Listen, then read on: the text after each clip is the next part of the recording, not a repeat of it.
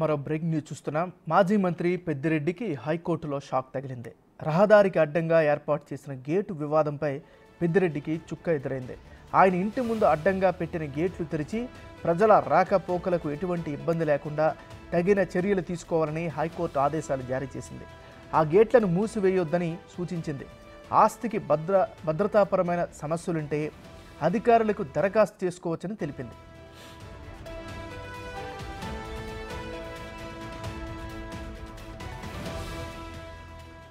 తిరుపతిలోని మారుతినగర్ నుంచి రాయల్ నగర్ ప్రధాన రహదారికి వెళ్లేందుకు ఉన్న రహదారికి ఇరువైపులా పెద్దిరెడ్డి రామచంద్రారెడ్డి గేట్లు ఏర్పాటు చేశారు.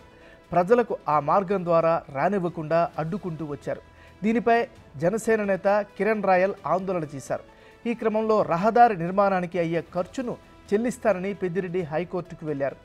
గేట్లు తెరిచి కాలనీ వాసులకు సౌకర్యం కల్పించాలని మధ్యంతర ఉత్తర్వులు జారీ చేసింది కోర్టు.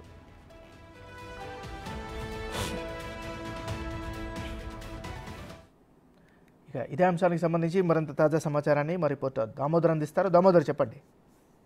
ఎంఎన్ఆర్ మాజీ మంత్రి పొంగనూరు శాసనసభ్యుడు పెద్దిరెడ్డి రామచంద్రారెడ్డి తిరుపతిలోని మారుతినగర్ లో ఉన్న తన నివాసానికి సమీపంలో ఉన్న మఠం భూములను లీజుకి తీసుకున్నాడో లేకపోతే మరో విధమైన లీజుదారులతో రాయించుకున్నాడో తెలియదు, కానీ దానికి సంబంధించి సుమారు 4.5 ఎకరాలకు సంబంధించి కంచె వేశాడు.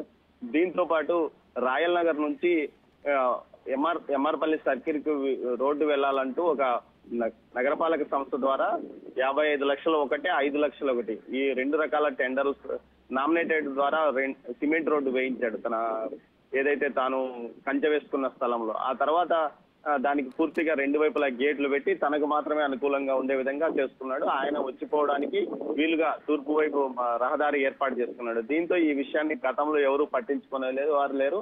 అధికారం మారిన తర్వాత ఈ విషయాన్ని తెలుసుకున్న జనసేన నాయకుడు కిరణ్ రాయలు ఏదైతే ఆ రహదారికి ఎదురుగా ఆందోళన చేసిన నేపథ్యం ఫలితంగా నగరపాలక సంస్థ అధికారులు నోటీసులు ఇచ్చారు ఆ రహదారిని తెరవమని. దీంతో పెద్దిరెడ్డి హైకోర్టును ఆశ్రయించాడు. హైకోర్టు మొదట్లో గేటు తెరవద్దంటూ మధ్యంతర ఉత్తర్వులు ఇవ్వడంతో తర్వాత ఏదైతే ప్రభుత్వ న్యాయవాది దీనిపైన పిటిషన్ దాఖలు చేశాడు. ముఖ్యంగా ప్రజలకు ఉపయోగకరంగా భావించి ఆ రోజు రహదారులు వేశారు. 2.5 కిలోమీటర్లు పైగా చుట్టూ వెళ్లాల్సి వస్తుంది ఈ రాయల్ నగర్ కాలనీ వాసులు. వీరికి ఉపయోగపడే విధంగా ఈ రహదారి గేట్లు తెరవాలంటూ కూడా ఆయన కోరిన నేపథ్యంలో మధ్యంతర ఉత్తర్వులు ఇస్తూ హైకోర్టు నిన్న ఆదేశాలు జారీ చేసింది.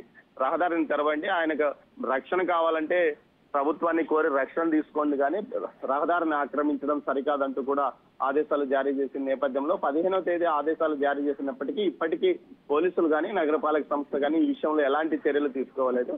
దీంతో ఈ విషయాన్ని మీడియాకు తెలియజేశారు కిరణ్ రాయలు. మరోవైపు ఏదైతే ఆ రహదారి నిర్మాణానికి సంబంధించి తాను ఎంత నిర్మాణానికి ఖర్చయింది ఆ డబ్బులు చెల్లిస్తారంటూ హైకోర్టులో ఒక ప్రతిపాదన కూడా చేశాడు.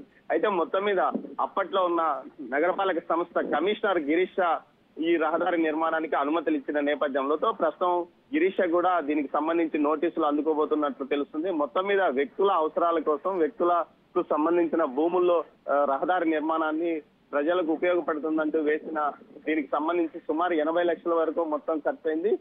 ఆ మొత్తం ఖర్చు భరిస్తానంటూ కూడా ముందుకు వచ్చినప్పటికీ హైకోర్టు ఒప్పుకోలేదని తెలుస్తుంది. మొత్తం మీద ఏదైతే ఆ లీజుకు సంబంధించిన భూముల వివాదంలో కూడా లీజుదారుడికి ఇప్పటికే హతిరాంజీ మఠం నోటీసులు ఇచ్చిన నేపథ్యంలో నెక్స్ట్ స్టెప్ హైకోర్టు ఏ విధంగా తీసుకుంటుందో అన్న విషయాన్ని చూడాలి. మొత్తం మీద అయితే హైకోర్టు మాత్రం వెంటనే గేట్లు తెరవాలంటూ ఆదేశాలు జారీ చేసిన పరిస్థితి కనిపిస్తుంది. ఏమన్నారు? Thank you Damodar.